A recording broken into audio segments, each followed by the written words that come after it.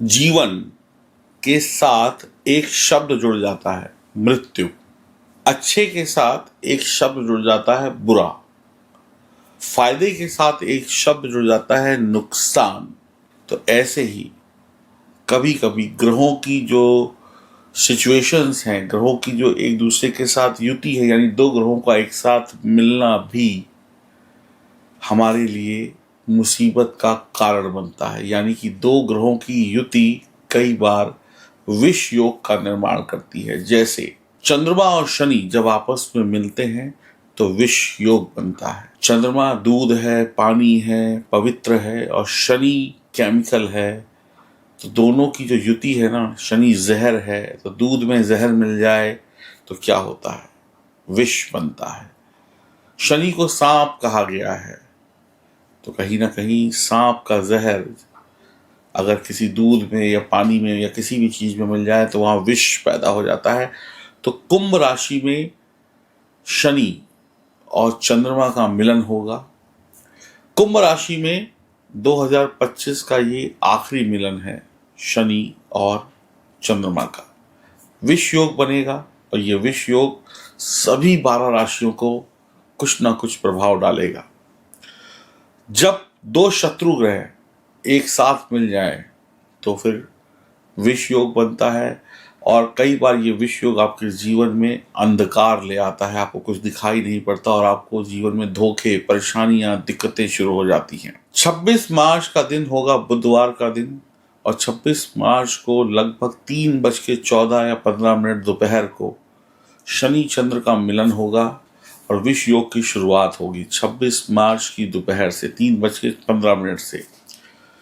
26, 27, 28 तक आपको ये विष योग परेशान करेगा, यानी आपकी राशि को। और इस समय में शनि अस्त भी हैं, तो ये 3 दिन थोड़े से संघर्षमय हो सकते हैं, प्रॉब्लम वाले हो सकते हैं। थोड़ा सावधानी ज़्यादा रखनी होगी, लापरवाही हम पर भारी पड़ सकती है। मेरा नाम है एस्ट्रोलॉजर सचिन पंडित, और मैं आपको सावधान करने आया हूं। तो आप इन 3 दिनों में थोड़ी सी सावधानी के साथ बड़ी सफलता पा सकते हैं। मैं फिर कह रहा हूं, सावधानी के साथ बड़ी सफलता पा सकते हैं।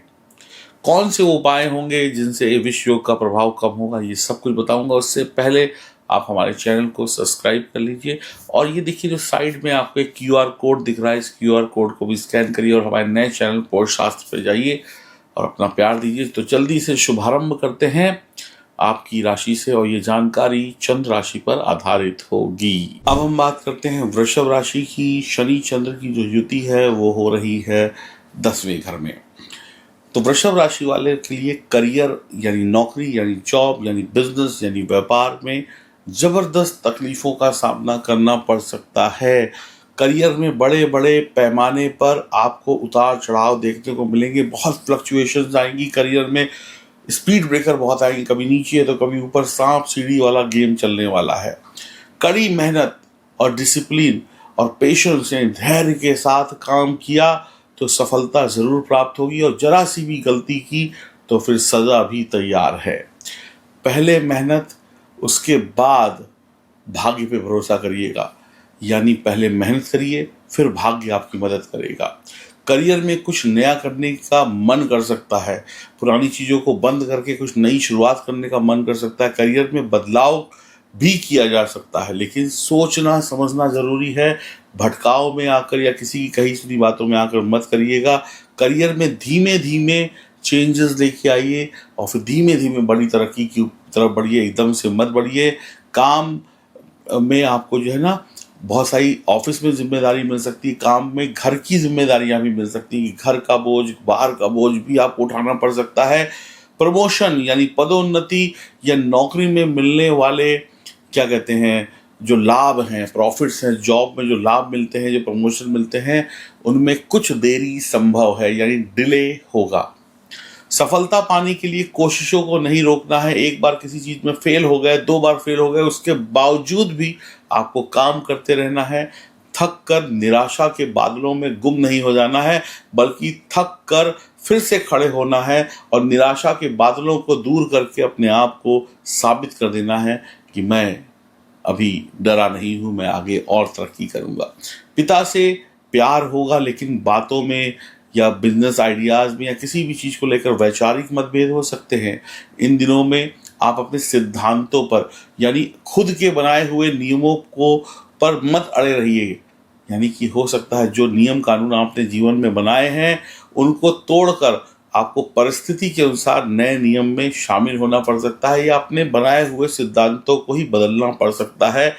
यानी कि आपको हर काम में बैलेंस बैठाना होगा, लचीलापन लाना होगा, अपने जो सिद्धांत हैं, अपनी जो बातें हैं उसमें फ्लेक्सिबिलिटी लानी होगी, तभी आप आगे बढ़ पाएंगे, वरना करियर वहीं पे जम जाएगा, यानी कि खराब हो जाएगा।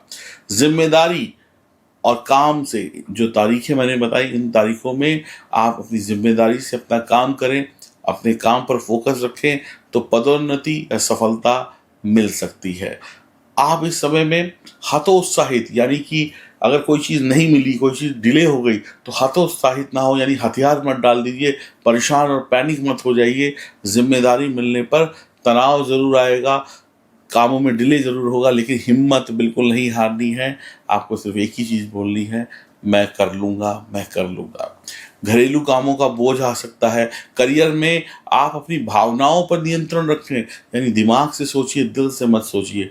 दिल से सोचेंगे तो कुछ गलत फैसले ले लेंगे और बेफालतू का एक्स्ट्रा तनाव, एक्स्ट्रा आपके सर के ऊपर बोझ हो जाएगा। अपनी माँ से अपने संबंधों को अच्छा बना के रखिए, अपनी टीम के साथ आगे बढ़िए, टीम वर्क करिए, टीम को अकेले मत छोड़िए, अपने टीम के लोगों से बीच बीच में बातें करते रहिए, तो ताकि पता चलता रहे कि आप और आपकी टीम सही सोच रही है या नहीं। विवादों यानी कोई भी प्रकार की आर्गुमेंट हो, बहस हो, लड़ाई हो, झगड़ा हो, कोई भी वाद विवाद हो, लड़ाई झगड़ा हो, उससे दूर रहिए। आपका अगर कोई उसमें मतलब नहीं है तो साइड से निकल जाइए, आपको उसमें इन्वॉल्व होने की ज़रूरत नहीं है।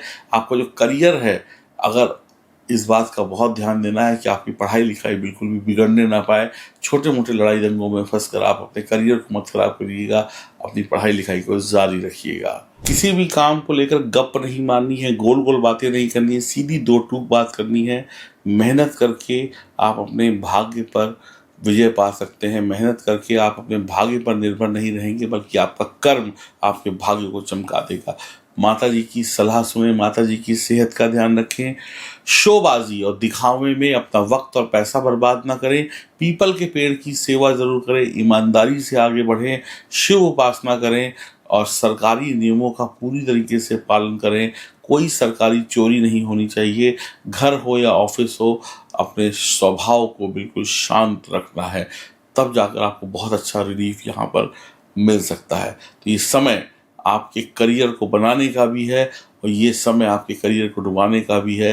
तो शनि को अगर आपने अच्छी तरीके से साध लिया तो फिर सब कुछ बढ़िया ही बढ़िया है, क्योंकि चंद्रमा तो थोड़े समय के बाद यहाँ से निकल जाएंगे। तो इन 3 दिनों में जो विष योग है, ये विष योग आपको ज़रूर परेशान करेगा, आपके दिमाग को, दिल को ज़रूर टेंशन डालेगा, लेकिन जब ये 3 दिन बीत जाएंगे तो आप फुल ताकत से अपनी सफलता की तरफ फिर से आगे बढ़ जाएंगे। इन 3 दिनों में जो उपाय बताए हैं, इन उपायों को करिएगा। और सबसे मेन उपाय यह है कि आप अपनी जन्म कुंडली की जांच ज़रूर कराइए। जो आप वीडियो देखते हैं उसमें कोई कहता है करोड़पति बनेंगे, कोई अरबपति, लेकिन कोई भी करोड़पति वीडियो देखकर नहीं बनता। जब तक आपकी जन्म कुंडली के सितारों को हम चेक नहीं करें, उन्हें मजबूत नहीं करें, तब तक आप 1 रुपया भी नहीं कमा सकते। तो जब तक आपकी जन्म कुंडली मजबूत नहीं होगी, तब तक आप वीडियो में बताई जाने वाली बातों पर बिल्कुल यकीन ना करें, क्योंकि ये बातें उन्हीं लोगों पर लागू होती है जिनकी जन्म कुंडली सही है, जो सही उपाय करके अपनी कमजोर कुंडली को सही कर रहे हैं। आप जन्म कुंडली कमजोर लेकर बैठे हैं और इन उपायों को भी कर लीजिएगा तो कोई ज़्यादा फर्क नहीं पड़ेगा। तो अपनी जन्म कुंडली की जांच कराने के लिए हमारे दिए गए नंबर पर संपर्क करें, अपनी अपॉइंटमेंट बुक कराएं, और ताकि आप सही डायरेक्शन में आगे बढ़ के सही काम कर सकें।